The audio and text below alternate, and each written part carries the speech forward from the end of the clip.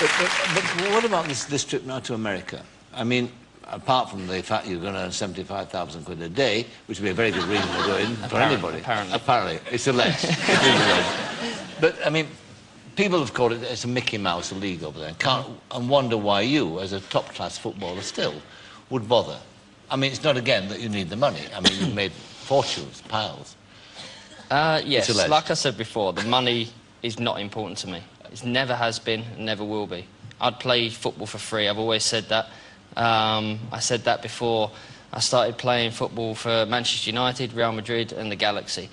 Moving to America was another huge decision. It was something that I knew that I would be stepping down from top-flight football. I played for one of the biggest clubs. My boyhood dream was to play for Manchester United. I always dreamt of playing there, starting my career there and finishing my career there, and it obviously didn't happen. So then I moved to Real Madrid, succeeded in Real Madrid by winning a title at the end of the 4 years, saw out my contract, and then decided that I needed another challenge. I like to have challenges. I like to, you know, try and make a difference with different things that I put my head to, and America for me was the option. I'd had obviously offers from different clubs in England and also different clubs in Italy, but I wanted a new challenge. I wanted a new start and something that I believed in. Do you feel, from the other point of view, from the children and your family life, do you feel safer there? Safer. I've always felt safe in my life, apart from maybe in '98 when, obviously, when certain things happened. That was the only point when it was tough. But, yeah, I feel safe. But how do you deal with this extraordinary reception that you get wherever you go? I mean, you are one of the most famous men in the world. I mean, whatever you do, you're under scrutiny. You're watched every minute of the day. You seem to actually be very level-headed about it. But I wonder, you know, when you wake up in the morning and think, oh, God, I've got to go through this again. Is that what you feel, or what? No, because I've learned to deal with it. How do you deal with it, then? I think that I keep myself grounded. I keep myself as family-orientated as I want to be. I have an amazing family around me. I have amazing friends around me. I've got 3 beautiful boys, a beautiful wife. And we're very, like I said, we're very family-orientated. We do everything for our boys. Our boys come before anything that we do in our careers, anything that we do in our lives, and everything revolves around them.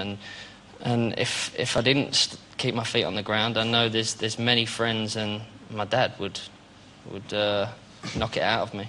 I was only remember the first time you came on the show at the BBC that I saw this huge pile of people in your dressing room. I thought, oh, God, it's all like, you know, bodyguards and all that stuff. It was 25 members of your family. Yeah. It looked like that sort of thing where you're trying to get 80,000 people into a Mini.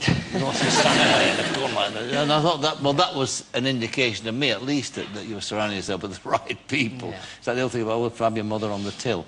But speaking about your wife, how is the glorious lady? She's great. Is she as indiscreet as ever about you and the nickname she gives you? Do you remember this moment when you came on the show with your wife? Look at this. Do you feel that David is perhaps has a better public persona, image than you have? I think he does have now. I don't think that he did a few years ago, and I think that sometimes when you can get down and think, oh, God, why don't people understand me? Why are they saying this? Why are they saying that? What better person to look at than my own husband to see how somebody can turn all that around? I mean, David is, I call him golden balls, you know, now, because, I mean, you know, because now... is that going to be golden balls, Beckham, eh? It's a good one, that one, isn't it? That's going to be... No, that's one of those things I shouldn't have said, but...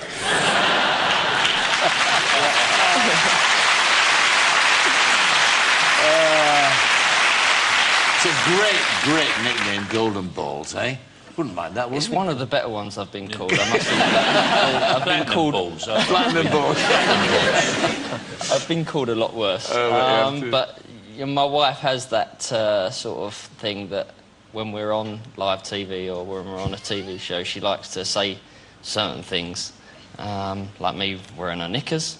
That's right, she said that. Another one, she actually said that, which I actually don't. You don't? Most of the time. Most of the time you don't. They don't fit, do they? No. You tried, have you? Yeah, you Does Shakira know this? But no, she's great. She's also, too, I mean, do a sort of catalogue of other things. I mean, she revealed to the world you have this neatness syndrome, don't you? Yeah. What is that about, this obsession with neatness? I'm just obsessed with, like you say, with neatness. I have to have everything in the right place to... it's quite a... I don't know. She finds it very annoying. But give an example. What do you have to do? For instance, when I hoover. I like the image, you mean, of David Beckham hoovering, don't you? Yeah, when I hoover, in our house in Spain, we used to have this big rug that when you hoover, you could hoover it in lines. All right. So, like Wembley. Yeah. So she used to obviously catch me after the kids had gone to bed hoovering, and it'd all be perfect lines. So that's one of the things, and also like cans of drink in the fridge. If there's like, I have to have like 4, 4 and 4 instead of 4, 5 and 4. You know? So it's odd things like that that's obviously she's remarked on. Did she? She also said that when you hoovered in a straight line, you're often wearing a pinny. Apparently so. That's not a yes or no. No, it's a definite no. A definite no. Good. Okay, so, and have you given up any ambitions now of playing for England again, or do you think they might give you another recall?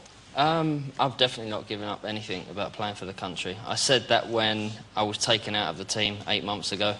I was saying yesterday that if someone would have turned around to me 8 months ago and said, you'll play for your country again, I would have probably laughed, because as much as obviously the manager at the time had said that the door was open, I never believed it was. And I never believed that I would play for my country again. So at the moment, I'm just happy to be there. I'm happy to be on 99 caps. It's the biggest honour, like I said, that any footballer can have of playing for your country. I want to reach 100 caps. It's a milestone that I want to achieve in my career. But like I said before, if I don't play for my country again, I believe that I've had a great career on the England side. But like I said, like I've also said, I won't be retiring yet. But you see, the thing about the athlete is that here we are, there's 4 old grey hairs here, you see, and we're all sort of 70s and all that, sort of 65 and all that sort of thing. And you're a young man still. But the sadness is of the young athlete is that they have a very short career span. So you're looking at what now, a couple of years more? Well, my career in How America... old are you now, 32? 32. 32. So, you know, with the game as it is at present, playing at the top level, that is, you know, it's nearing the end, isn't it? No, I believe that I have at least 2 or 3 years left. 2 years, all right, fine, all right. But the question then is, after that, what do you do? I mean, God knows you do enough now outside of football. But where do you see yourself going then? Is it into the fashion industry? Is it I mean, you're not going to be a football man. You're not going to be like Sir Alex Ferguson chewing gum on the touchline, are you? No, I'll never be a manager. What interests me is, obviously, because I have the soccer academies, I want to be part of that. I want to be coaching. You enjoy that? You enjoy coaching? That's one thing that I've always... You like teaching? I love being around kids. I love teaching kids football. I love seeing the reactions of their faces in my academy. That's one of the things I want to do. Also, I was honoured to have a letter from Kofi Annan a few years back asking me to be ambassador of UNICEF. And that, again, was outside of my football career. That was one of the biggest honours that I could have ever been given. And in January, it's going to be the first time that I'm going to be going into the field and going away for 3 or 4 days and doing work like that. And that's another thing that really interests me and something that I'm very passionate about. So doing things like that is doing charity work, doing things that actually can make a difference. You know, it's not just something that I'm saying, it's something that I'm going to do and will do, and something that I will enjoy doing. OK, well, all the best over in America. Thank Have you. a good time there. And do well, I'm sure you will. David Beckham.